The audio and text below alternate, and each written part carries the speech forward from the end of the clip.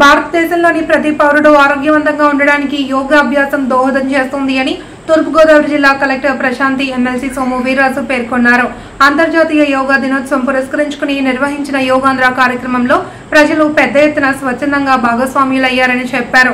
రాజమండ్రి స్థానిక grand trunk రహదారి మార్గం, ఆర్ఎంసీ, సూర్య నమస్కారం పార్క్, లాలచెరువు సెంటర్ వద్ద 11వ అంతర్జాతీయ యోగా దినోత్సవం జిల్లా స్థాయి వేడుకలను అత్యంత వేడుకగా నిర్వహించారు. సుమారు 2 కిలోమీటర్ల మేర యోగా సాధన కార్యక్రమం నిర్వహించారు. కార్యక్రమంలో జిల్లా రెవెన్యూ అధికారి టి సీతారామమూర్తి, అదనపు commissioner PV Ramalingeshwar, DRDA PD NVVS Murthy, secretary G Shailajavalli, SEM CH Koteswararao, CMM Ramalakshmi, EE Madhavi తదితరులు పాల్గొన్నారు. ఆహ్వానించి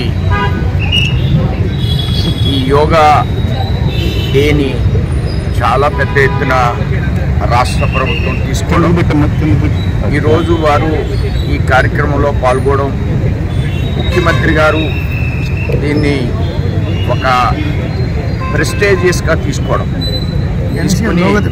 గ్రామ స్థాయి వరకు యోగాని విస్తరించే విధంగా గత నెల రోజులుగా ప్రభుత్వ యంత్రాంగాన్ని పూర్తిగా ఇందులో ఇన్వాల్వ్ చేయడం, నిమగ్నం అయ్యే విధంగా వారి గట్టి ప్రయత్నం చేశారు.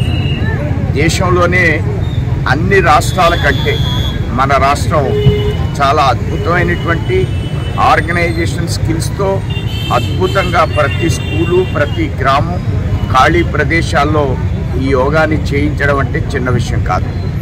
దేశంలో, ప్రపంచంలో యోగాని ఇంటర్నేషనల్ డేగా వారు ప్రతిపాదన చేయడం 10 సంవత్సరాలు పూర్తయిన సందర్భంలో మన రాష్ట్రంలో ఈ కార్యక్రమాన్ని మరింత నైపుణ్యంగా తీసుకోవడం, ప్రధానమంత్రి గారు దీనిలో పాల్గొనడం, ప్రపంచంలో 10 కోట్ల మంది యోగాలో పాల్గొన్నప్పటికీ మన రాష్ట్రంలోనే 2 కోట్ల మంది రిజిస్ట్రేషన్ చేయించుకుని ఈ యొక్క కార్యక్రమంలో పాల్గొనడం రాబోయేటువంటి రోజుల్లో ఆరోగ్యం మీద దీని ప్రభావం తప్పకుండా ఉంటుంది. స్కూల్లో కూడా ముఖ్యమంత్రి గారు యోగాను ప్రవేశపెడతామనేటువంటి విషయాన్ని వారు తెలియజేశారు.